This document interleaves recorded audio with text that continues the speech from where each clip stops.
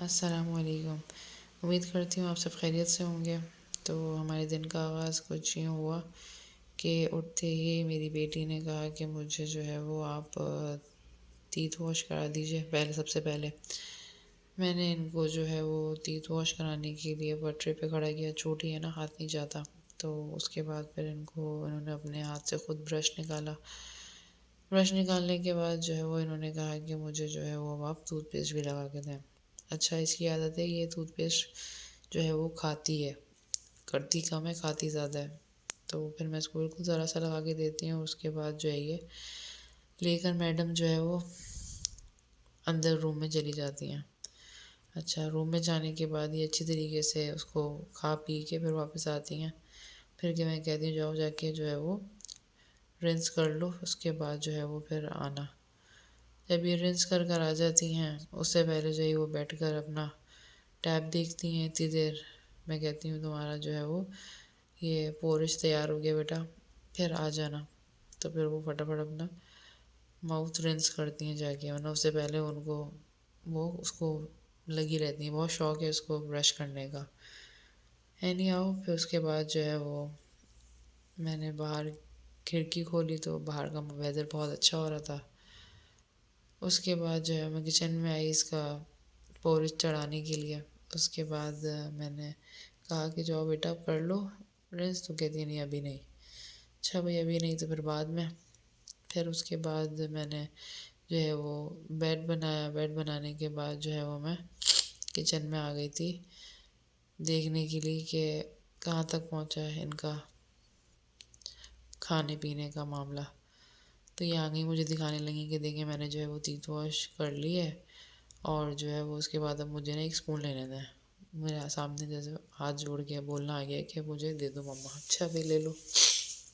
डर लगता है, यहाँ पे चूल्हे वगैरह जल रहे होते हैं, सिलेंडर होते हैं यहाँ पे, गैस डायरेक्ट नहीं आती। तो अल्लाह पाक बच्चों को अपने हिफ्ज़-ओ-मान में रखे। पता ही नहीं चलता कब कहाँ से कहाँ पहुँच जाएं। और है भी अभी छोटी, उसको कुछ समझ में भी नहीं आता ज़रा। फटाफट से फिर मैंने इनका खाना एक तरफ किया निकाल के।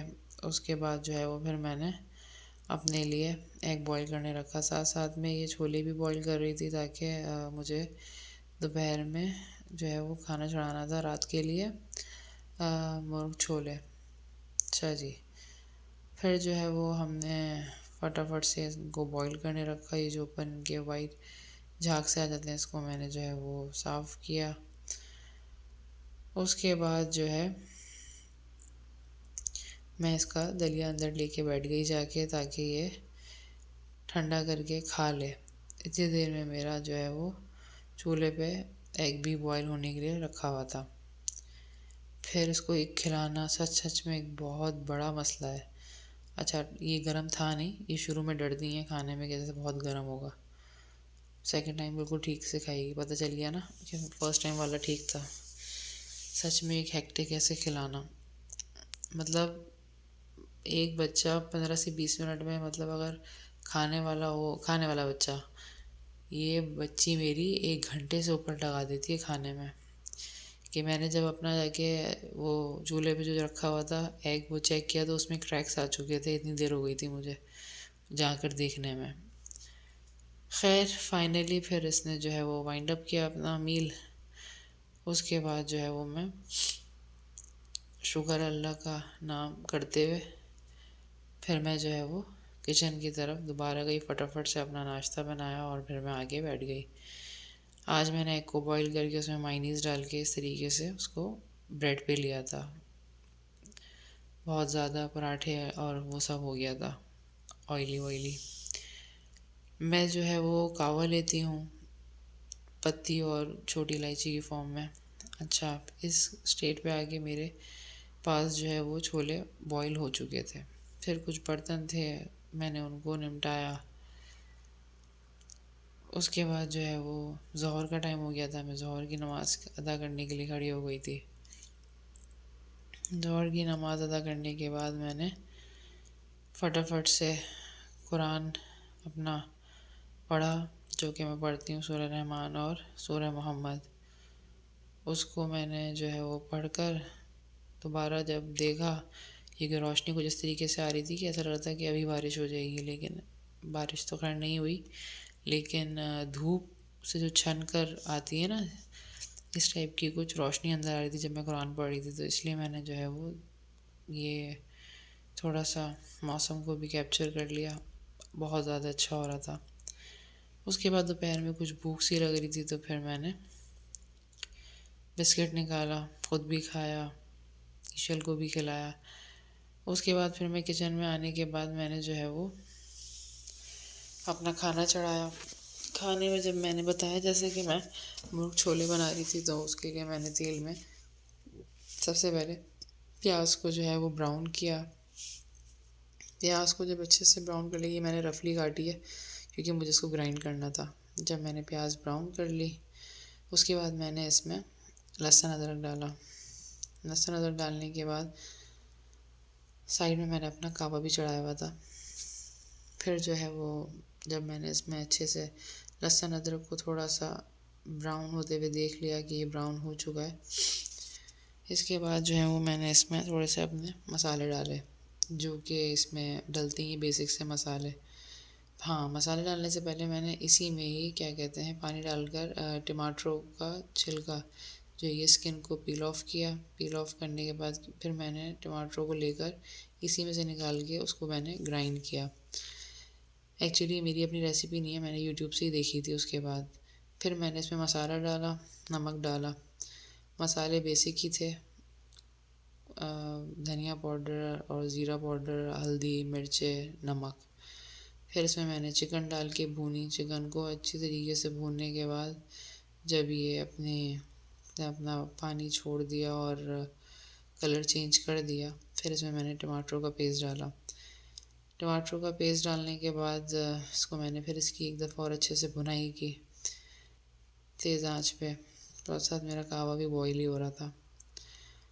उसके बाद जब मैंने देखा, एक दफ़ा इसको ढक दिया था, फिर मैंने जब देखा कि हाँ चिकन भी गल चुकी है, तो मैंने जो प्याज निकाली थी उसमें मैंने दही के साथ उसको ग्राइंड कर लिया था। अच्छा, इसके बाद जो है वो पूरा ही कलर चेंज हो गया था, कहना चाहिए डिश का। फिर जो है मैंने थोड़ा सा तेल में लाल मिर्चों का तड़का लगाया, जबकि इसमें आप देगी मिर्च भी डाल सकते हैं, कश्मीरी लाल मिर्च, लेकिन मेरे पास जो वो थी नहीं, तो मैंने इसी से काम चलाया। इसमें शक्ल अच्छी नहीं रही, लेकिन शक्ल बाकी काफ़ी अच्छी हो गई थी इसकी। उसके बाद फिर मैंने ऊपर से जो है वो गार्निशिंग के लिए हरी मिर्चें, धनिया और अदरक चॉप करके रखा हुआ था। उसके बाद जो है वो मैंने फिर इसमें वो डाला था। उसको डालने के बाद मैंने जो है वो थोड़ी ही देर बाद मेरे हस्बैंड आ गए थे। फिर जो है वो हमने इसको लेकर बैठ गए थे। फिर मैंने जब प्लेटिंग करी, तो मैंने प्लेट में भी अलग से थोड़ी सी गार्निशिंग की थी। अच्छा बना था, टेस्ट में जायका था इसमें। जिसकी भी रेसिपी थी कमाल की थी और आसान भी थी। मैंने पहली दफ़ा ट्राई किया है, मैंने इससे पहले कभी ट्राई किया ही नहीं, तो इसलिए मुझे थोड़ी सी रेसिपी देखनी पड़ी थी। उसके बाद अचानक हमारा जो है वो प्रोग्राम बन गया था हरम जाने का, और फिर मैं यहाँ से जो है वो घर से हरम के लिए निकल गई थी। अल्हम्दुलिल्लाह, सच में अल्लाह पाक की बड़ी करम नवाज़ी है कि वो पाक परवरदिगार बुला लेता है अपने दरबार पे, वरना तो सच में बंदा बस तरसता ही रहता है जाने को। अपने अपने लगन की और अपने अपने लॉ की बात है, अल्लाह पाक सबको बुलाए अपने घर पे, बार बार बुलाए, यही दुआ है, आमीन सम आमीन। उसके बाद जो है वो ये इशा का वक्त था और यहाँ पर जगह ही नहीं मिल रही थी बिल्कुल भी। तो नीचे मैंने बहुत जगह ढूंढने की कोशिश की, लेकिन नहीं मिली। तो फिर उन्होंने कहा आप लोग ऊपर जाए ना, तो मेजॉरिटी ऊपर जा रही थी। मैंने कहा चलो मैं भी ज़रा ऊपर का जो है वो फ्लोर एक्सप्लोर कर लूँ, क्योंकि मैं इससे पहले कभी भी ऊपर नहीं गई। मैं यहाँ पे 2016 में आई हूँ, 2019 में आई हूँ। फिर उसके बाद जब शादी 2021 में यहाँ पे हुई, तो उसके बाद से तो खैर अल्हम्दुलिल्लाह आना जाना ही माशाल्लाह से लगा रहता है, लेकिन तब भी मैं ऊपर कभी नहीं गई।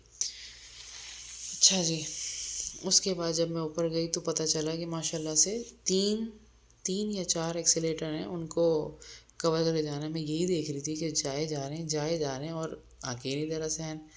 तो आई थिंक 3 फ्लोर तो हैं, if I am not wrong. फिर उसके बाद फाइनली हम ऊपर आ गए। अच्छा, मुझे ये हो रहा था शायद ऊपर भी यानी कि हमारे सरों पे छत होगी, लेकिन ऐसा कुछ नहीं था, पूरा ही खुला था। बहुत अच्छा लग रहा था, बहुत खूबसूरत व्यू था। और मैं ये पहली दफ़ा देख रही हूँ ये गुंबद, हमेशा इनको मैंने टीवी वगैरह में ही देखा, तो बड़ा अच्छा लग रहा था। और क्लॉक टावर तो ऐसा था कि सर पे ही आपके, बहुत खूबसूरत व्यू था, अच्छा लग रहा था। अब हमने जो है वो थोड़ी देर बाद नमाज़ अदा करके फिर मैंने वापसी ली। यहीं पे मैंने के बाद जमात नमाज़ अदा की थी। अब जो है वो हम जब वापस आ रहे थे तब भी जो है वो हम एक्सीलेटर से ही ऑफ कोर्स नीचे गए। तो अगेन 3 फ्लोर्स को विज़िट करके, अच्छा मेरी बच्ची को बड़ा मज़ा आता है इसमें, और मुझे डर लगता है अल्लाह ना करे इतने किस्से कहानी सुन चुके हैं कि पैर वगैरह आ जाते हैं फलाना ढिमाका। तो बच्चों के साथ मुझे बड़ा वो होता है कि यार बस साथ खैरियत से उतर जाएं, क्योंकि ये वैसे भी अब उछल कूद में बहुत मास्टर हो गई हैं। अच्छा, ये पूरी तोसी हो रही है हरम की, तो यहाँ पे सब अभी बन रहा है। ये सब जो है वो सारा मलबा वगैरह पड़ा हुआ था। अगेन मैंने दोबारा जब सेकंड पे थर्ड फर्स्ट पे आ रही थी तब भी यही था व्यू। अब ये हम बाहर निकल गए यहाँ से। अब बाहर निकलने के बाद जो है वो मैं खाने काबा की तरफ के लिए मैंने रुख किया, क्योंकि मुझे तवाफ़ करना था। अच्छा, तवाफ़ करते हुए मैंने नहीं बनाई, क्योंकि ये चीज़ मुझे समझ में नहीं आती। लोग अपने फ़ोन्स निकाले हुए होते हैं और बहुत ज़्यादा यानी कि सब कुछ हो रहा होता है। हाँ, आप बैठे हुए हैं तो आप बना लें, ये मेरा पॉइंट ऑफ व्यू है भाई, सबका अपना अपना पॉइंट ऑफ व्यू है। तो लोग तवाफ़ करते हुए, उम्रा करते हुए, तवाफ़ करते हुए वैसे सब बना रहे होते हैं, लेकिन ये चीज़ ज़रा थोड़ी मुझे थोड़ी अटपटी सी लगती है। फिर जो है वो यहाँ का थोड़ा सा व्यू कैप्चर किया मैंने। यहाँ से जो है वो एंटर होते हुए गेट नंबर 79 से खाने काबा नज़र आ रहा होता है। जब कहते हैं पहली नज़र पड़े तो दुआ मांगनी चाहिए, तो मैं साथ साथ कैप्चर भी कर रही थी और दुआ भी कर रही थी। अच्छा जी, उसके बाद जो है फिर हम एक्सीलेटर से उतर के अगेन नीचे की तरफ आ गए। फिर जो है वो यहाँ पर आने के बाद जो है वो मैंने अंदर जाके तवाफ़ शुरू कर दिया था। तो मैंने करीब से कोई वीडियो नहीं बनाई, क्योंकि मेरे हाथ में मेरी बच्ची भी थी, वो इस पॉइंट ऑफ व्यू पे आके नहीं चलती बिल्कुल भी। वो कहती है अम्मा गोद में ले लो, और गोद में लेना उसको अलामान अलफीज़ है। हाथ दुख जाता है, कमर दुख जाती है। अच्छा, हस्बैंड नहीं थे मेरे साथ यहाँ पे, क्योंकि उनको जो है वो अपने काम से जाना था, वो अपने काम को देख रहे थे। और ऑफिस से तो वो ऑफ हो जाता है उनका, उनको विज़िट करना होता है कुछ साइट्स पे जाके, तो वो वहाँ पे होते हैं। अब जो है वो मैंने जो है वो तवाफ़ शुरू किया। तवाफ़ शुरू करने के बाद फिर जो है वो मैं थोड़ी देर के लिए जब आके बैठी थी, तो फिर मैंने उसको भी कैप्चर किया था। तो मैं ऊपर ऊपर करके इसलिए बनाती हूँ, क्योंकि फिर कुछ लोग आके ये ना कहें कि आप वीडियो बना रही हैं, आप हटा दें, हम हमें शक्ल ना दिखाइएगा, इस तरह की बातें करते हैं। तो बस फिर मैंने यहाँ से बैठ कर उसको कैप्चर किया। अल्हम्दुलिल्लाह बहुत अच्छा गुजरा आज का दिन।